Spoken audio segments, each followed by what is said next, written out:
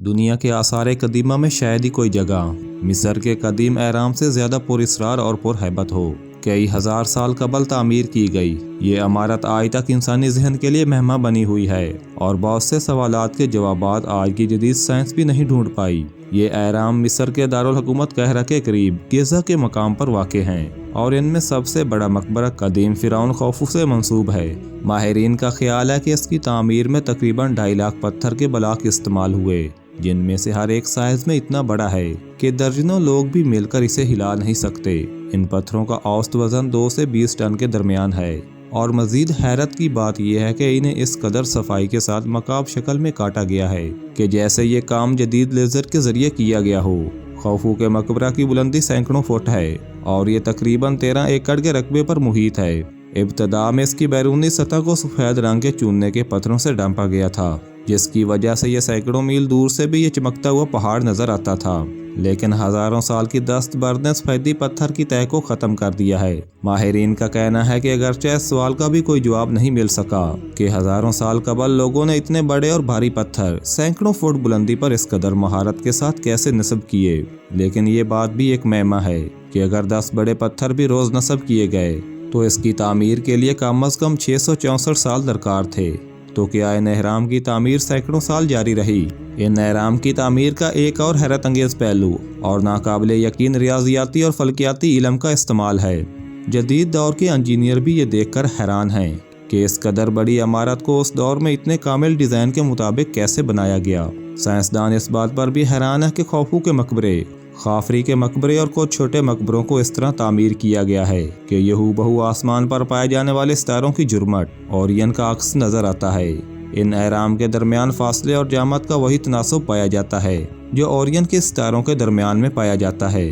جدید ماہرین فلکیات تاحال اس سوال کا جواب ڈھونڈ رہے ہیں کہ آج سے 4 سے 5 ہزار سال قبل علم فلکیات کی اس قدر پیچیدہ اور درست معلومات کیسے حاصل کی گئیں۔ غرض یہ کہ اہرام مصر کا ہر ایک پہلو ایک سربستہ راز ہے اور شاید ان رازوں سے کبھی بھی پردہ نہ اٹھ سکے۔ اہرام مصر کا طرز تعمیر دیکھ کر انسانی عقل چکرا کر رہ جاتی ہے۔ ہیوی کرینوں کی مدد کے بغیر اس قدر بھاری پتھروں کو اتنی بلندی پر لے جا کر جوڑنا کوئی عام سی بات نہیں۔ اس کے لیے یقیناً کوئی ایسی ٹیکنالوجی بروئے کار لائی گئی جس سے آج کے دور کا انسان واقف نہیں۔ مغلیہ دور کی انجینئرنگ اور ان کی تعمیرات دیکھ کر بھی انسان دنگ رہ جاتا ہے۔ انتہائی نفاست اور خوبصورتی کے ساتھ پتھر تراشنے کے بعد ان پتھروں کو نہ جانے کس چیز سے جوڑتے تھے کہ صدیاں گزر جانے کے بعد بھی وہ آج تک ویسی کی ویسی ہی ہیں، جو کہ پائیداری کی اعلیٰ ترین مثال ہے۔ آج کنکریٹ اور اسٹیل کی مدد سے انفراسٹرکچر بنایا جاتا ہے جو بامشکل 50 سے 60 سال تک چلتا ہے۔ اس سے یہ ثابت ہوا کہ پرانے زمانے کے لوگ فن تعمیر میں آج کے انسان سے بہت آگے تھے۔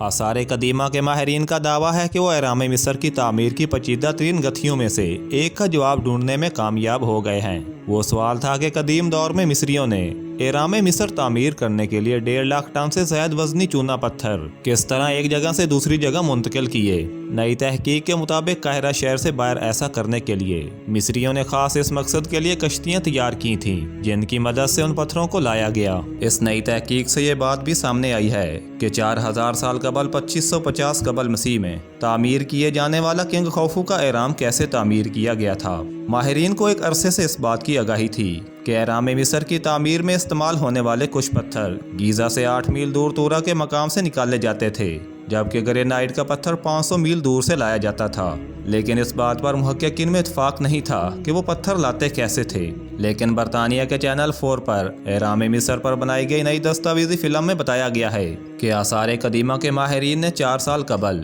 پاپیریس کا مخطوطہ اور ایک کشتی کا ڈھانچہ اور پانی کی گزرگاہ کی اہرام کے پاس سے دریافت کی، جس سے یہ سمجھنے میں نئی معلومات ملیں کہ مصریوں نے کس طرح اہرام مصر تعمیر کیے تھے۔ اہرام مصر کی تعمیر کے لیے 2 دہائیوں میں 23 لاکھ پتھروں کو گیزا کے میدان کے پاس لایا گیا۔ ماہر آثار قدیمہ پیرٹل، جنہوں نے گزشتہ 4 سال اس پاپیرس کے مخطوطے کو سمجھنے میں صرف کیے، بتاتے ہیں کہ یہ مخطوطہ غالباً دنیا کا سب سے پرانا مخطوطہ ہے۔ پیرٹل کے مطابق اسے لکھنے والے شخص کا نام میریئر تھا اور وہ 40 ملاحوں کے گروہ کا سربراہ تھا جن کا کام دریائے نیل کے ساتھ بنائی گئی پانی کی گزرگاہوں سے پتھر ڈھو کر لائے جانا تھا۔ خیال کیا جاتا ہے کہ 2 دہائی کے عرصے میں تقریباً 23 لاکھ پتھر اس طرح سے اہرام کے مقام تعمیر پر لائے گئے تھے۔ 30 سال سے مصر میں کھدائی اور تحقیق کے ماہر ہم نے اس علاقے اور گزرگاہ کی نشاندہی کر لی ہے۔ जहां से पत्थर गीज़ा के मैदान पर लाए जाते थे। नाजरीन कराम, मैं उम्मीद करता हूं कि आपको आज की इस मालूमाती वीडियो से बहुत कुछ सीखने को मिला होगा। Thanks for watching and keep subscribing.